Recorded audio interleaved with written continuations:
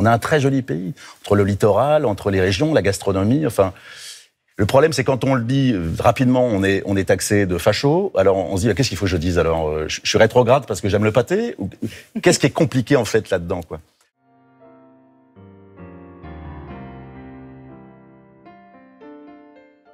Sur la polémique autour de Jean Dujardin, moi je pense que c'est une véritable connerie ce qu'il raconte. Il y a personne qui pense une seule seconde qu'aimer le pâté ou la bouillabaisse ou je ne sais quoi, ça fait de vous un facho. Enfin, je veux dire, c'est pas. J'ai jamais entendu qui que ce soit vous dire j'adore les gorges du Verdon, on dira sale raciste. Ça n'existe pas. La réalité, c'est que moi je pense que Jean Dujardin, déjà il est rattrapé par le tollé qu'a pris son spectacle au moment de la cérémonie de la Coupe du Monde de rugby en France, où il a voulu essayer de faire un scénario autour d'une France qui n'existe pas. Je veux dire, on a mis en noir et blanc des moustachus avec un béret et une baguette en faisant croire que c'était ça la France, etc. Donc en fait, la réalité, c'est qu'il y a personne qui pense une seule seconde ce qu'il dit. Par contre, oui, il y a des personnes qui sont en colère vis-à-vis de la politique du gouvernement français, des gouvernements même précédents, qui pour eux, en fait, c'est pas la question du pâté ou du littoral français qui est au cœur, mais c'est la question des inégalités sociales et autres. C'est qu'est-ce qu'on met aussi dans la question de la France, parce que moi, je trouve que c'est assez intéressant de voir que les personnes qui veulent s'approprier plus que qui que ce soit le pays et autres, en réalité, ils ne connaissent pas déjà la France. Mais la baguette, le béret, tout ça, c'est un peu notre histoire, c'est un peu la France. Mais je sais pas si ça fait, je sais pas ce que ça veut dire faire partie de notre histoire. C'est des éléments culinaires, c'est des éléments gastronomiques.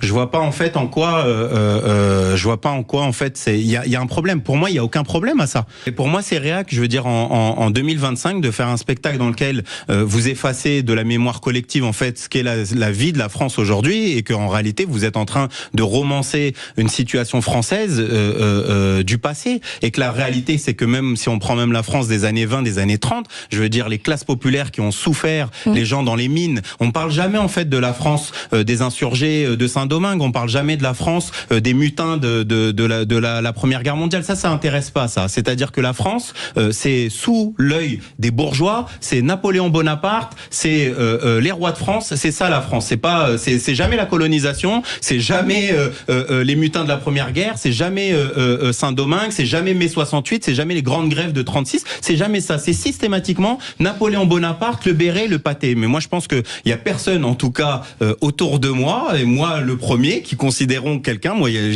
y a beaucoup de choses de la gastronomie française que j'aime bien, mais je veux dire le sujet il n'est pas là.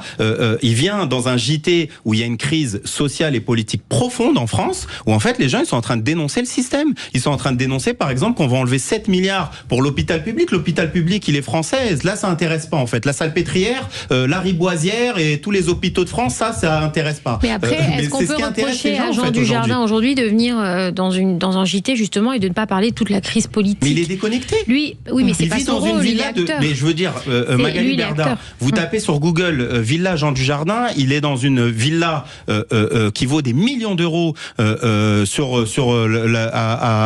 Saint-Cloud. Je veux dire, il est totalement déconnecté. Qu'est-ce qu'il connaît de la France en fait, en train de dîner avec Georges Clooney et une balade dans le littoral? Il parle à qui exactement en fait? Il parle aux personnes qui prennent le métro, qui galèrent, qui font les 3-8, qui sont à ArcelorMittal, à qui on annonce un plan social. Est-ce qu'il fait partie des personnels hospitaliers qui, dans le budget d'austérité de Sébastien Lecornu, ils viennent d'apprendre qu'on va supprimer 3100 postes de fonctionnaires? Ça, cette France-là, Jean Dujardin, il n'en a rien à taper. Il pense que les gens, ils sont en colère aujourd'hui, ils dénoncent les choses qui se passent dans ce pays uniquement sur le prisme de la culture ou de la gastronomie. Mais très sincèrement, moi, je trouve que c'est un non-sujet. Alors, vous êtes dans la politique, dans nous, en tant que personnalité, enfin que personne un peu plus classique, lambda, ce qu'on ressent dans ce que dit Jean Dujardin, c'est qu'en fait, il dit que on ne peut plus aujourd'hui dire qu'on aime, tout ce qui représente un peu la France, sans être traité de facho ou de personnalité d'extrême droite, par exemple. Mais qui vous dit ça?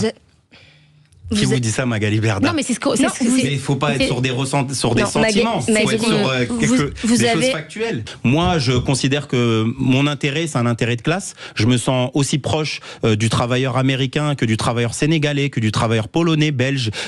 Si être français, c'est avoir les mêmes intérêts communs que Bernard Arnault et Bolloré, je ne me sens pas avoir des points communs avec ces personnes-là. Et la preuve étant qu'on peut voir que dans un même pays, que vous ayez une pièce d'identité ne vous garantit pas les mêmes droits, etc. dans la période. Mais juste avant, j'aimerais juste rebondir sur Bernard Arnault, parce que moi je trouve ça important de rebondir là-dessus.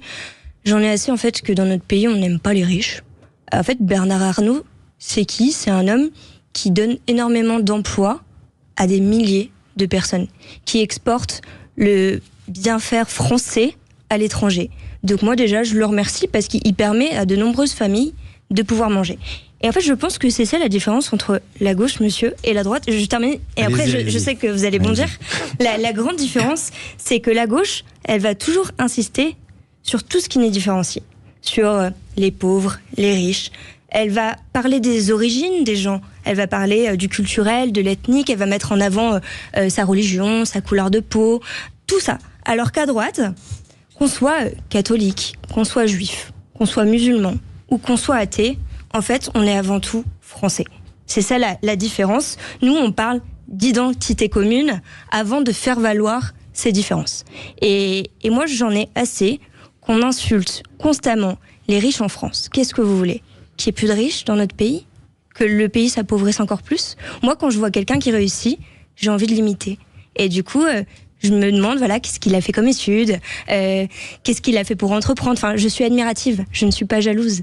Et je pense que c'est une différence entre nous deux, monsieur. C'est une grande différence. Bernard Arnault, il ne nourrit pas des familles, c'est les familles ouvrières qui le nourrissent, d'accord?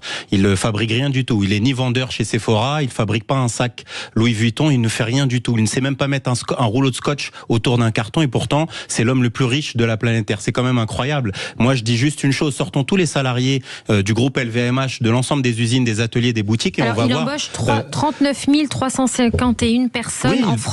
En décembre 2023. Il profite d'une richesse qui lui a été donnée pour un franc symbolique à l'époque par François Mitterrand. Il s'était sauvé aux États-Unis où il s'est lancé dans l'immobilier dans les années 80 au moment de l'élection de François Mitterrand en pensant que c'était le communisme qui était arrivé et puis au final il a vu que c'était rien du tout comme communisme et au contraire c'est François Mitterrand, c'est son ami Laurent Fabius qui était dans la même école que Bernard Arnault qui lui a dit viens Bernard ici en France on va te refiler les usines Dior pour un franc symbolique et c'est la social-démocratie qui a fait la richesse de Bernard Arnault et c'est surtout les travailleuses et les travailleurs. Vous pensez-vous que Bernard Arnault, dans toute cette fortune LVMH, il n'a aucun rapport? Il n'a aucun rapport. S'il n'y a pas un seul travailleur, je vous donne un exemple. Carlos Ghosn. Carlos Ghosn, il était en fuite pendant 1 an, il était toujours PDG de Renault.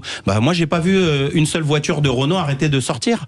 Par contre, sortez tous les ouvriers de Renault des usines, mettez Carlos Ghosn à l'intérieur, on voit combien de scéniques, combien de voitures il est capable de fabriquer. Enfin, je veux dire, à un moment donné, après, c'est toujours intéressant, il y a toujours un avocat de Bernard Arnault, c'est ça qui est bien, c'est-à-dire qu'il y a une conscience de classe dans la bourgeoisie qui est assez intéressante. Bernard Arnault, vous agoniserez dans la rue, il vous calculerait même pas, parce qu'il en a rien à taper en réalité de ce que les gens peuvent penser de lui. L'essentiel, c'est de le défendre. Et moi, je pense que, au contraire, il ne faut pas de riches, il faudrait partager la richesse qui est produite par les milliers et les milliers de travailleurs, sinon les millions de travailleurs qu'il y a ici en France, et qu'au final, Bernard Arnault, mis à part faire de la captation, utiliser le fruit et la sueur du travail. Je vous donne ce qu'avait dit un ouvrier des ateliers à Saint-Ouen. Parce que Louis Vuitton a aussi des ateliers à Saint-Ouen. Il dit, vous imaginez, je fabrique un sac Louis Vuitton qui se vend pièce 2500 € en boutique. Il dit, j'en fabrique quasiment une dizaine par mois. Il dit, mon salaire n'est même pas capable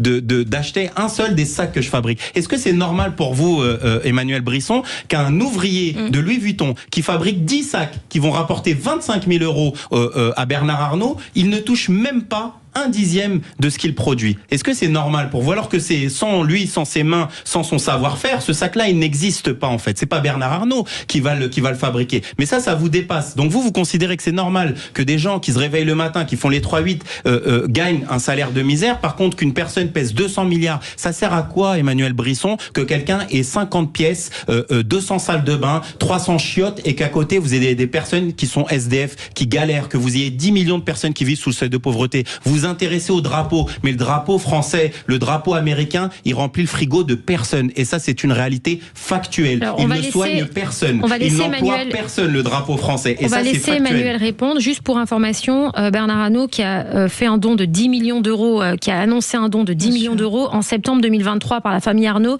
au Resto du Cœur pour répondre à l'appel lancé. Que vous le disiez, Magali Berda. Ben non, ça s'appelle le mécénat. Ils le font au Téléthon aussi. Il n'y a pas que, Monsieur Bernard Arnault. Mais il faut le dire quand même, parce que quand vous dites qu'ils regardent les gens, ils ne regardent même pas crever. Enfin, faut le dire Magali quand même. Berda, moi, si je donne 10 euros à une personne dans la rue, vous n'allez pas le dire à votre antenne. Je trouverais ça très honorable. Mais j'ai pas besoin d'en faire la publicité. Mais est-ce qu'un travailleur comme moi, qui gagne à peu près autour de 2100 euros en 3-8, d'accord, en travaillant avec les samedis, dimanches et en faisant parfois 22h, 6h du matin, d'accord, est-ce que moi, qui touche 2100 euros, c'est mes 10 euros que je peux donner dans une association ou une personne qui est dans le besoin valent moins qu'une personne qui pèse 200 milliards et qui va donner 10 millions, qui va utiliser pour défiscaliser. Je pense qu'il ne faut pas utiliser ça parce que ça sert à ça. Chacun fait avec ses moyens. Mais après, chaque personne qui donne, on peut quand même le dire et le reconnaître. Mais pourquoi il n'augmente pas alors tous les salaires de... Après, c'est un autre sujet. Ça, c'est sa politique d'entreprise.